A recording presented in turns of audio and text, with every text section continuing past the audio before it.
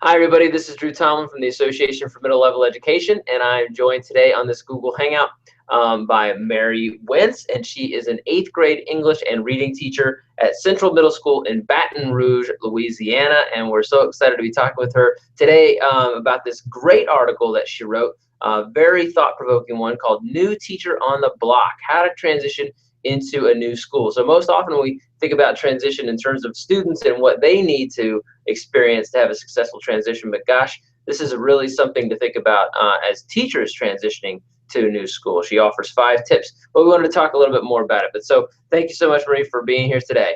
Thank you. Thank you. All right. Well, so first question right off the bat, what inspired you to write this article? Why now?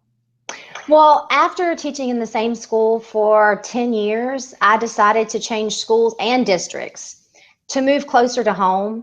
But after making the decision, I quickly realized it's a lot easier said than done to leave one school you've been a part of for so long.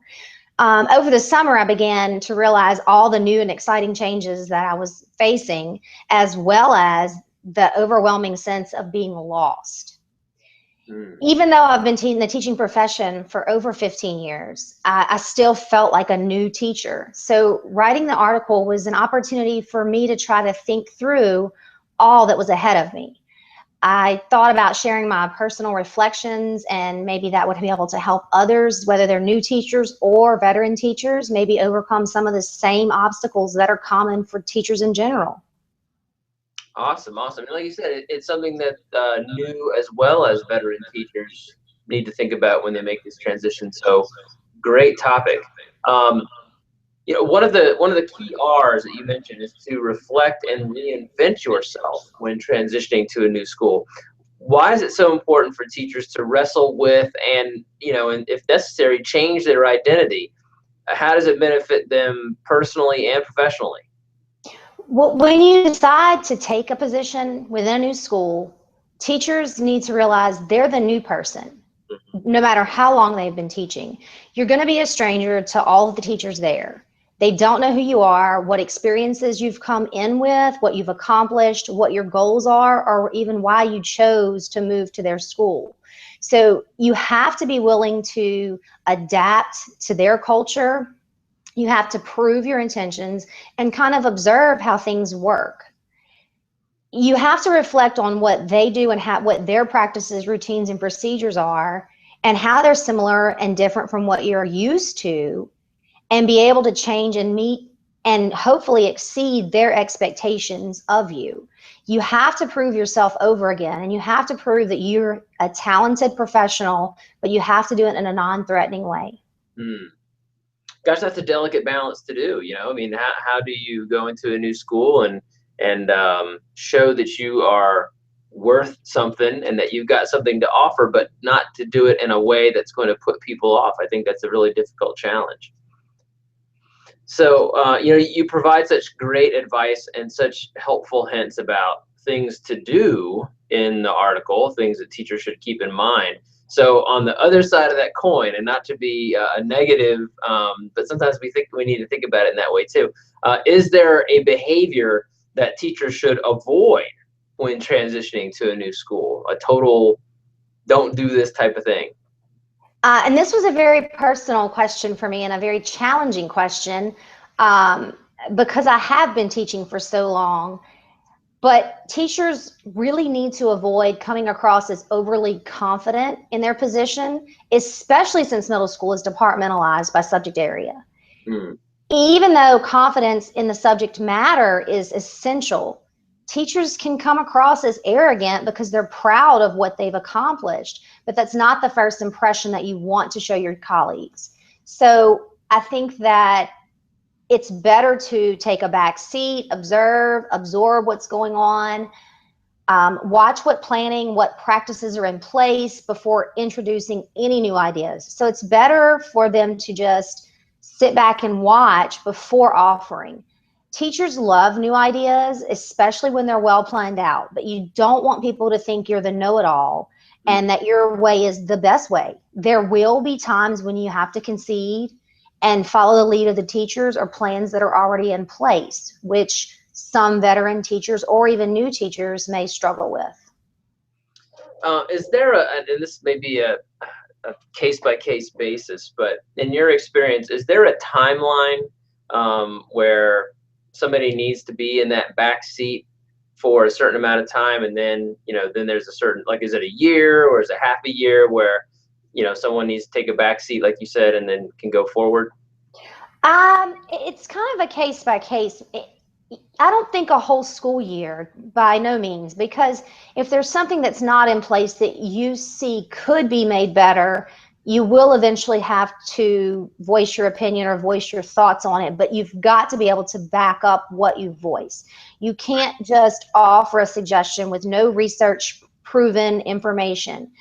So in my case, I would say, at least for me, it was a couple of months when you start to realize where they're pulling their curriculum, what materials they're using, how they're addressing the standards. And in Louisiana, we do have the Common Core standards. So are those standards being addressed? And if you as a teacher feel that you can add to that, that's when you need to speak up, but still in a non-threatening way. You Right. cannot come across as knowing everything, but if you know something that you've done before has worked, it's a good time to introduce it. So it's case by case, school by school, department by department. English and reading teachers tend to speak up sooner than maybe other areas. Okay. Yeah, I understand. Having been one myself, I understand that. So, well, thank you. Thanks for adding on to that about the timeline. Another stakeholder in the schoolhouse that is, I think, pivotal in the transition experience is school administrators and school leaders. How can school leaders and administrators help teachers transition to a new school? So, what role can they play as well? Well, I think they can definitely be reassuring and welcoming in keeping a positive attitude towards new teachers. We are new. We don't know what's in place and what routines, procedures, and policies they already use or institute. So when they have that positive attitude and understand that mistakes will be made, it's very reassuring. It's great also when you're assigned a mentor teacher to kind of show you the ropes. And it's nice that you have administrators that ask those teachers to do that, and having mentor teachers that are willing to take on that responsibility of helping new teachers that are either new to the profession or new to their school. Every school is run differently. And as teachers, knowing the policies and procedures ahead of time takes away a lot of our stress. Being able to go to your administrator openly and feel comfortable, and them enforcing that fact that you can feel comfortable coming to them, is extremely beneficial for teachers going into a new school. It also helps when administration checks in on you just to say, hi, how's it going, on an individual basis versus the whole school or whole group, because there's a little more freedom to speak openly.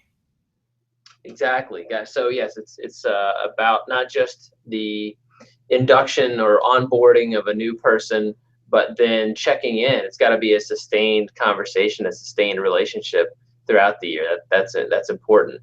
And speaking of relationships, since so much of your article is about developing a relationship with your school and yourself, and to make that successful transition, we're going to use that word relationship for our last question, which is a metaphorical journey that I always like to take people on, Marie. So are you ready? I'm ready. All right. So if reflection was a food for middle level education, what kind of food would it be and why? Oh, this is challenging. This extended metaphor here, because you're comparing food to reflection. In South Louisiana, of course, things are very seasonal, but the closest thing after reflecting for a while would have to be homegrown, fresh, local vegetables, fruits and vegetables. Okay. And I say it's collective because they constantly change. And when that reflection changes, it's refreshing for teachers, reflective for teachers, but it can also keep the learning engaging for the students if the type of reflection and the depth of reflection is constantly evolving and changing. Okay. Gosh, so homegrown, local, and obviously with an impact that, I mean, that has a real substantive impact. That's really great. And not a frozen vegetable. Oh Nothing, no, no preservatives or anything like that. We're talking fresh stuff. correct. Well, that's great. Yeah, and reflection should be that way, you know. So it's got to be authentic. It's got to be genuine, homegrown, and like you said, that case by case almost has to make it like a local experience or a local thing. So great! Wow, you nailed it, Marie. I'll tell you what. Thank you. And not just because you're an English language arts teacher and you get extended metaphors, but you know you got it. I could tell. Well, that's great. Well, gosh, Marie, thank you so much for joining us all the way from Baton Rouge, Louisiana, to talk a little bit more about what new teachers need to do and what school leaders can do to help teachers transition to a new school. I really appreciate your time. Thank you so much. Thank you. Excellent. So, great article. And of course, thank you, AMLE Magazine readers, for checking out the article and listening to this and checking out this hangout with Marie Wintz. A great article and a great interview. Thank you so much. Here at AMLE, where we help you reach every student, grow professionally, and create great schools. Thanks again, Marie. Thanks. Bye. Bye.